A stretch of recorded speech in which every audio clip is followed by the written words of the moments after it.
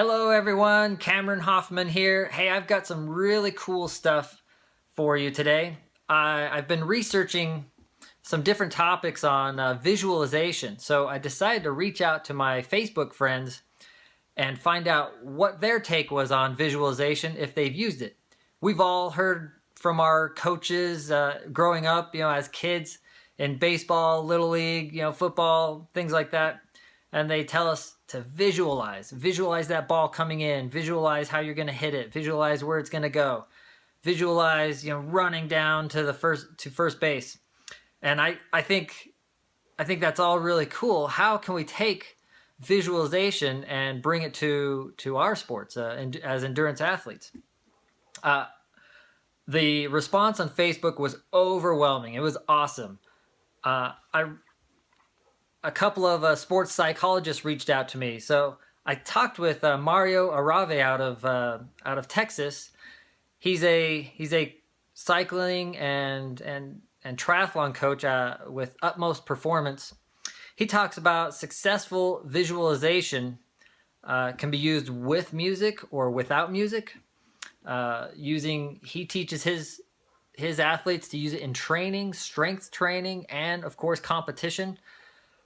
We also talked a lot about athletes that have self-confidence issues. Now, I'm sure most of you don't have self-confidence issues, but I know some of you do. There are some of you that do.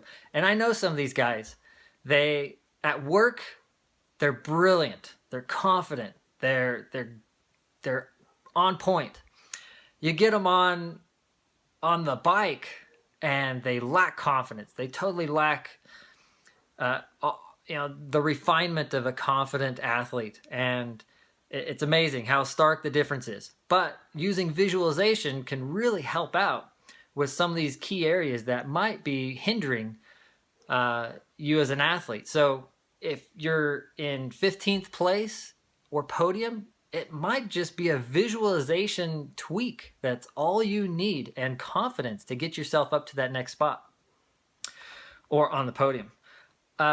I talked with a really incredible professional back in the 90s and early 2000s, Jamie Palinetti.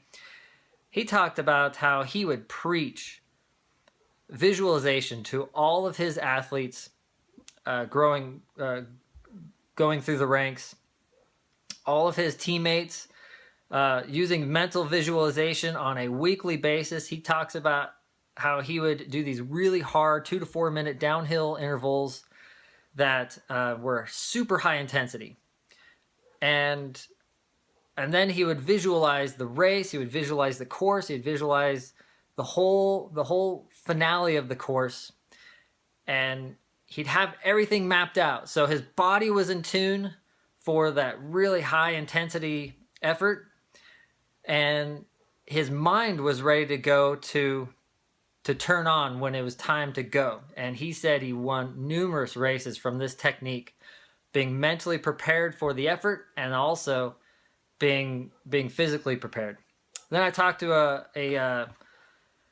a psychologist, a good friend of mine, Eric Yelsa out of Utah. We talked about physical and visual and vocal cues. So he talked about how let's say you're doing a time trial or you're in a triathlon and your head is down, you're grinding away. But I don't know about you, but one of my Achilles heels in triathlons is just staying focused. My mind just wants to wander around. He talked about having a physical point on, maybe it's your hands, your bike computer, your handlebars, your stem, whatever it is, having a spot that when you look at it and turn to it, it's a mental cue that you need to refocus. I thought that was really cool. He said also have vocal cues. So a vocal cue would be maybe whether your mind's wandering or maybe it's go time. So his vocal cue was go. So let's say you're at 1K to go. It's time, right? The race is barreling down to the finish. You're at 1K. He would give himself a vocal cue, go. And that was his cue of, okay, now I've got to make the race happen.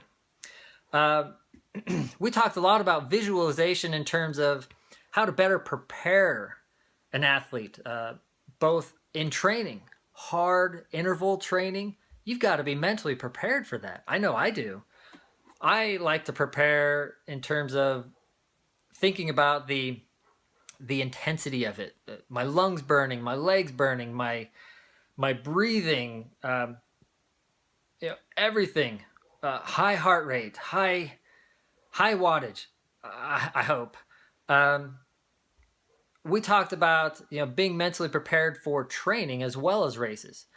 Being at the races, playing out in your mind the strategy, playing out your mind where you want to be at certain points of the race. We talked about cyclocross riders, how they would visualize an entire course and have it memorized, and how they want to carve each turn and where they want to be on a downhill section, and how they're going to react when at certain points of the course. I thought that was amazing. It was great stuff. One thing Eric pointed out is that your body does not differentiate a real event from an imaginable event. So that was really cool. Using visualization really hones in your mind. Your mind thinks it's real.